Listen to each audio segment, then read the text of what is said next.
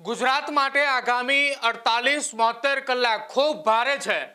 અમે તમને ડરાવી નથી રહ્યા, પરંતુ અમે તમને ચેતવી રહ્યા છીએ। જે સ્ક્રીન પર તમે જોઈ રહ્યા છો આ આખું વિન્ડી મોડલ છે ને એ જ વિન્ડી મોડલની અંદર ભયંકર આગાહી એ બંગાળની ખાડીની અંદર જે રૌદ્ર સ્વરૂપ જે એક સાથે એક સિસ્ટમે ધારણ કર્યું હતું કે જેના કારણે ધીરે ધીરે ગુજરાત તરફ આગળ વધી અને ગુજરાતની ફરતે એક સાથે ચાર સિસ્ટમો સક્રિય થતા હાલ આગામી 48-72 કલાક ગુજરાત માટે ખૂબ ભારે છે। સિસ્ટમનો પ્રવેશ દ્વાર એ નવસારી નજીકથી છે, એટલે કે આ દક્ષિણ ગુજરાતનો ભાગ છે અને આ જ દક્ષિણ ગુજરાતના ભાગથી સિસ્ટમનો પ્રવેશ થઈ રહ્યો છે। આપ જુઓ આ કેટલી મહાકાય સિસ્ટમ છે। એનો એક છેડો એ અહીંયા છે અને બીજો છેડો એ મહારાષ્ટ્રની અંદર જઈ રહ્યો છે કે લગભગ 200 થી 250 કિલોમીટર લાંબી આ મહાકાય સિસ્ટમ છે અને તેની આસપાસ જો સરાઉન્ડિંગ એ 3 થી 4 કલર અલગ અલગ આપવામાં આવ્યા છે। દરેક ઝોનની અંદર ધોધમાર વરસાદની આગાહી કરવામાં આવી છે। એમાં પણ ખાસ જે વ્હાઇટ કલર આપણે દેખાઈ રહ્યો છે આ જ વ્હાઇટ કલરની અંદર જે વરસાદની તીવ્રતા છે એ એટલી હદ સુધી વધશે કે જ્યાં 1 કલાક 1.5 કલાકની અંદર 8-10 ઇંચ વરસાદ ખાબકે તેવી સ્થિતિ છે। આ જ પરિણામ એ ધીરે ધીરે ગુજરાતની અંદર આગળ જઈ રહ્યું છે। હાલના તબક્કે નવસારીની આસપાસ છે, પરંતુ જેમ જેમ કલાકો વીતે છે એમ ઉપર જતું જાય છે। હવે જુઓ આજના દિવસ દરમિયાન બપોરના સમયગાળાની વાત કરીએ તો દક્ષિણ ગુજરાત ઉપર ફરી એકવાર મેઘ તાંડવ થાય તેવી સ્થિતિ છે।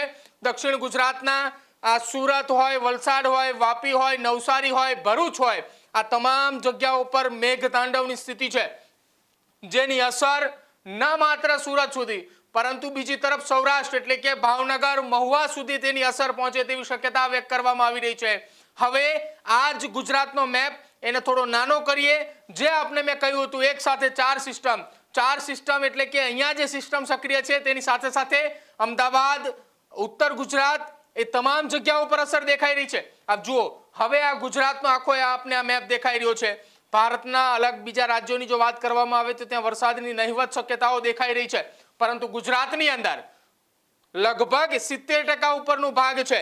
અને જુઓ ગણતરીની કલાકો એટલે કે આ જે અમે આપને તસવીરો બતાવી રહ્યા છીએ આ તસવીરો 1 તારીખ એટલે કે આવતીકાલની તસવીર છે ને આવતીકાલે આખા ગુજરાતની અંદર લાલ ઘૂમ સ્થિતિ દેખાઈ રહી છે કે જ્યાં ધોધમાર વરસાદની સ્થિતિ છે। ગુજરાતના પહેલા ખૂણાથી લઈને છેલ્લા ખૂણા સુધીની સ્થિતિની સમીક્ષા કરીએ। અહીંયા નવસારી છે અને અહીંયા કચ્છ છે, એટલે કે કચ્છથી લઈને છેક નવસારી સુધી આખો એ રેડ ઝોનનો પટ્ટો છે કે લગભગ 800 થી 1000 કિલોમીટરનું અંતર એ નવસારીથી કચ્છ સુધીનું થાય અને તમામ એ જુઓ દરેક જગ્યા ઉપર હવે એમાં કેટલા જિલ્લાઓનો સમાવેશ થાય તો કચ્છથી શરૂઆત કરીએ।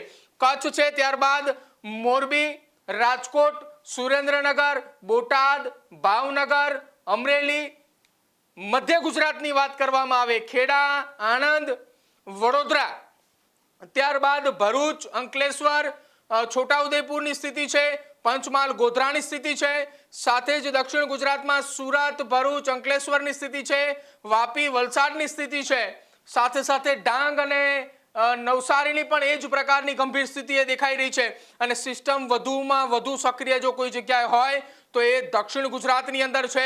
ફરી એક વખત દક્ષિણ ગુજરાતની અંદર એની એ જ પરિસ્થિતિ જે થોડા દિવસો પહેલા હતી। આપ જો આ સિસ્ટમની અંદર જો વરસાદ ખાબકે છે તો એ વરસાદનું પ્રમાણ લગભગ 3-4 કલાકની અંદર 8-10 ઇંચ કરતાં વધારે અથવા તો તેની આસપાસ નોંધાય તેવી શક્યતા વ્યક્ત કરવામાં આવી રહી છે।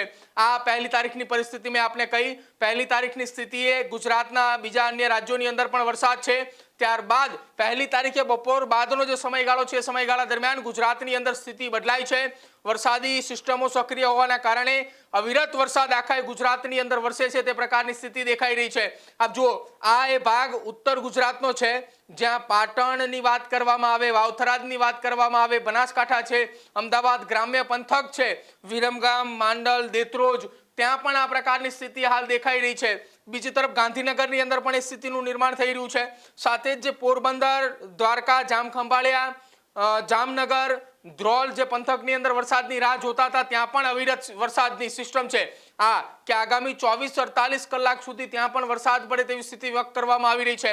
આ એક ખૂબ ગંભીર પરિસ્થિતિ આગામી 3 દિવસ સુધી, એટલે કે આજનો દિવસ એટલે કે 31 તારીખ, 1લી તારીખ અને 2જી તારીખની સાથે સાથે 3જી તારીખે પણ કચ્છ અને ત્યાંના આસપાસના વિસ્તારમાં રણ પ્રદેશની અંદર વરસાદ વરસે તેવી શક્યતાઓ છે. આપ જુઓ, આ અલગ અલગ સિસ્ટમો દેખાઈ રહી છે કે જ્યાં એક સાથે 5 અથવા 5 ઇંચ કરતાં પણ વધારે વરસાદ પડે તેવી સ્થિતિઓ છે અને સતત એ સિસ્ટમો સક્રિય જોવા મળી રહી છે. મહેસાણાની વાત કરવામાં આવે ત્યાં પણ સિસ્ટમ સક્રિય થઈ રહી છે. સુરેન્દ્રનગર, અમદાવાદ, જે થોડા દિવસો પહેલા અમદાવાદ રાજકોટ હાઈવેને લઈને બગોદરા નજીક પાણી ભરાવાની પરિસ્થિતિના કારણે હાઈવે બંધ થયો તો એવી પણ ચેતવણી અમદાવાદ ગ્રામ્ય પોલીસ દ્વારા આપવામાં આવી છે. રાજકોટ ગ્રામ્ય પોલીસ દ્વારા પણ ચેતવણી આપવામાં આવી છે કે જરૂરી ના હોય તો ઘરની બહાર ન નીકળશો, તમારી એ સાવચેતી પહેલા રાખો. આ એ રાજકોટનો ગ્રામ્ય પંથક છે, ત્યાં પણ અવિરત વરસાદ પડી રહ્યો છે. સાથે જ જામનગર, પોરબંદર, દ્વારકાની સ્થિતિ પણ એની એ જ જોવા મળી રહી છે. એક સાથે 4 સિસ્ટમો સક્રિય થતા આખા ગુજરાતની અંદર મેઘ તાંડવ જોવા મળી રહ્યું છે. આ પરિસ્થિતિ જે હું આપની સાથે વાત કરી રહ્યો છું, આ પરિસ્થિતિ એ બીજા દિવસની એટલે કે 2જી તારીખની પરિસ્થિતિ છે. 2જી તારીખની પરિસ્થિતિમાં હજી પણ થોડા જો આગળ જઈએ તો સતત અવિરત વરસાદ વરસે તેવી સ્થિતિ છે. 3 તારીખ સુધી ગુજરાતની અંદર મેઘો મુશળધાર છે. જુઓ, આ સિસ્ટમ એ કચ્છની અંદર જળ પ્રલયની સ્થિતિ લાવે તે પ્રકારની સ્થિતિ છે અને સિસ્ટમ ધીરે ધીરે આગળ એટલે કે પાકિસ્તાન તરફ જઈ રહી છે. રાજસ્થાનની અંદર કેટલાક ભાગોની અંદર જઈ રહી છે અને ત્યારબાદ 3જી, 4થી અને 5મી તારીખ જેમ જેમ દિવસો આગળ જાય છે એમ સિસ્ટમ ધીરે ધીરે નબળી પડે છે. ત્યારબાદ ગુજરાતના લોકોને હાશકારો અનુભવાય તેવી સ્થિતિ છે, પરંતુ ત્યાં સુધી આ સ્થિતિની અંદર આપણે વરસાદ પડે તેવી શક્યતાઓ છે. અમદાવાદની અંદર લગભગ 3જી, 4થી તારીખ સુધી વરસાદની શક્યતાઓ વ્યક્ત કરવામાં આવી રહી છે, પરંતુ જે સિસ્ટમ મેં આપને પહેલા કહ્યું, આજના દિવસ એટલે કે 31 તારીખથી જે સિસ્ટમ હતી જે નવસારીથી છેક કચ્છ સુધી પહોંચી હતી, એ સિસ્ટમ આગામી 48-72 કલાક સુધી ગુજરાતની અંદર મેઘ તાંડવ મચાવશે. જો આજના દિવસની દરમિયાન મેં ફરી એકવાર આપને એટલા માટે બતાવી રહ્યો છું કે સિસ્ટમની એન્ટ્રી એ ગુજરાતની અંદર થઈ ચૂકી છે. દક્ષિણ ગુજરાત, મધ્ય ગુજરાતના કેટલાક જિલ્લાઓની અંદર વરસાદની શરૂઆત થઈ ચૂકી છે. સુરત, વાપી, વલસાડ, નવસારીની અંદર વરસાદની શરૂઆત થઈ છે. છોટાઉદેપુર સહિતના જિલ્લાઓની અંદર વરસાદની શરૂઆત થઈ છે, પરંતુ એ વરસાદ આગામી 13 કલાક અથવા તો 16 કલાકની અંતર્ગત ધીરે ધીરે મધ્ય ગુજરાત આખું કવર કરશે. ત્યારબાદ અમદાવાદ સાથે જ સૌરાષ્ટ્ર પંથકની અંદર ધીરે ધીરે એન્ટર થવાનું છે અને આવતીકાલ સાંજ સુધી ગુજરાતના મોટા ભાગોના જિલ્લાઓ જે છે તે કવર થવાના છે. આ આવતીકાલ સાંજ સુધીની તસવીરો છે કે જ્યાં દક્ષિણ ગુજરાતથી લઈને છેક કચ્છ સુધી સતત અવિરત વરસાદ પડે તે પ્રકારની સ્થિતિનું નિર્માણ છે. એટલા માટે તંત્ર પણ એલર્ટ છે, એનડીઆરએફ, એસડીઆરએફ પણ તૈયાર છે.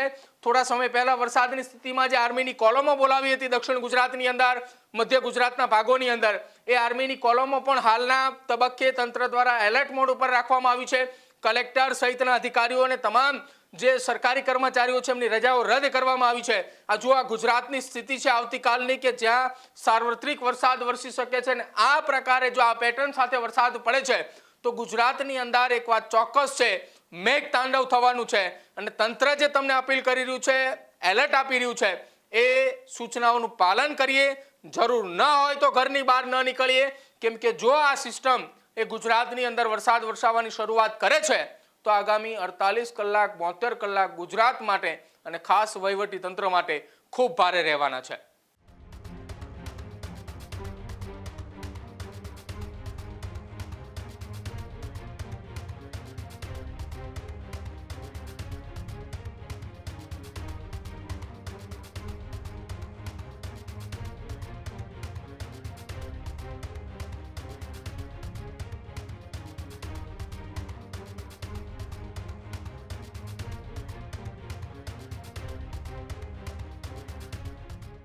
ખેડૂત ભાઈઓ છે ખેતરમાં ડ્રોન ઉડાવતા હોય છે ત્યારે આપણે એક પ્રશ્ન સતાવતો હોય છે કે જે આપણે અત્યાર સુધી જીપીએસ ટેકનોલોજી વાળા ડ્રોન વાપર્યા છે, જેથી કરીને મોબાઈલ ટાવર છે અથવા તો હાઈ ટેન્શન લાઈન પસાર થતી હોય, કોઈ વૃક્ષો હોય, ત્યારે જે જીપીએસ ટેકનોલોજી વાળા ડ્રોન છે એમાં ટકરાય અને ટ્રેસ થાય છે. પણ એગ્રીવન લાવ્યું છે જીએનએસએસ ટેકનોલોજી ડ્રોન, જેથી કરીને એ ડ્રોન છે એ કોઈ જગ્યાએ ટકરાય નહીં, પોતાની રીતે જ ડિસિઝન લે છે અને મૂવ થઈ જાય છે. જેથી કરીને જીએનએસએસ ટેકનોલોજી ડ્રોન છે એ વાપરવાનો આગ્રહ રાખો.